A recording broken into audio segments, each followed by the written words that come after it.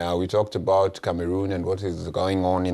on parle du Cameroun. Cela fait maintenant un mois que les avocats camerounais donc sont en grève.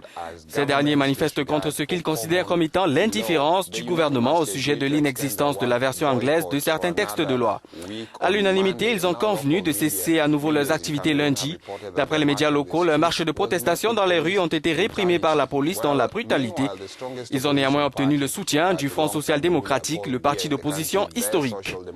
Entre autres requêtes, le retrait des magistrats francophones des tribunaux situés en zone anglophone.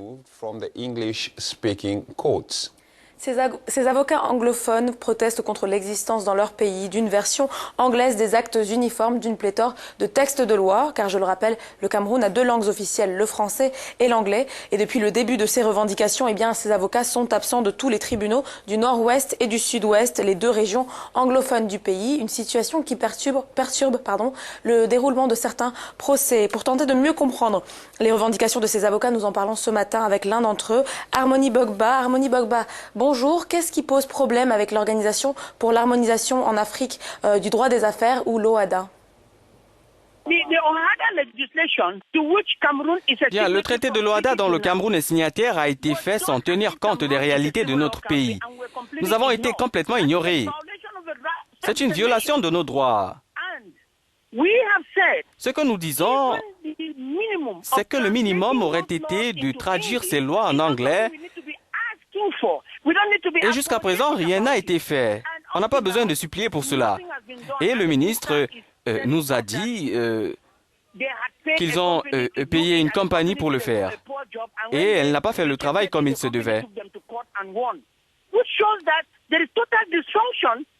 Cela montre un dysfonctionnement total du ministère de la Justice. Et face à cette incompétence, nous avons recommandé dans une de nos publications son renvoi immédiat parce qu'il est un poids pour le gouvernement. Harmony, quelles sont les difficultés rencontrées par les avocats anglophones au Cameroun? Depuis 1972, il y a eu une espèce d'empiètement progressif, inexplicable, illégal et illégitime du common law, le code civil anglo-saxon. Et ils ont commencé à le remplacer par le code civil francophone, comme si nous étions des personnes assujetties. Depuis des années, nous n'arrêtons pas de nous plaindre de cette situation.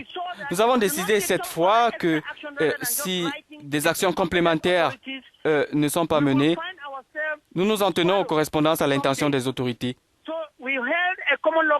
Nous avons organisé plusieurs conférences pour redire notre attachement au common law et saisi les instances compétentes à travers des correspondances à la présidence de la République.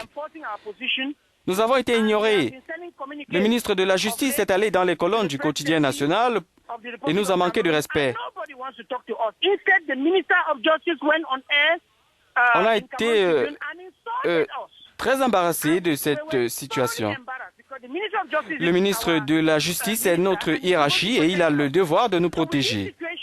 Donc face à cette situation, nous ne le voulons plus comme interlocuteur, mais nous voulons le président de la République ou quelqu'un qui va le représenter. Monsieur Harmony, vous avez fait entendre votre frustration, mais dites-nous quelle sera votre stratégie en cas d'échec de la grève.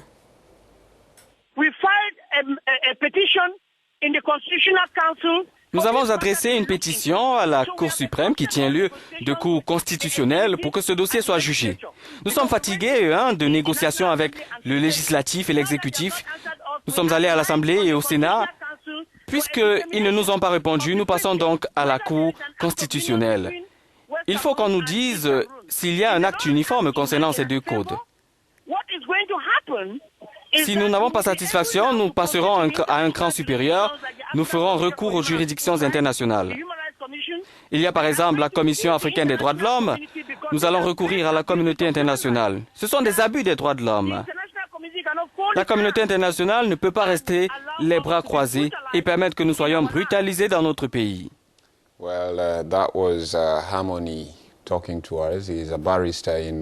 c'était donc un avocat camerounais.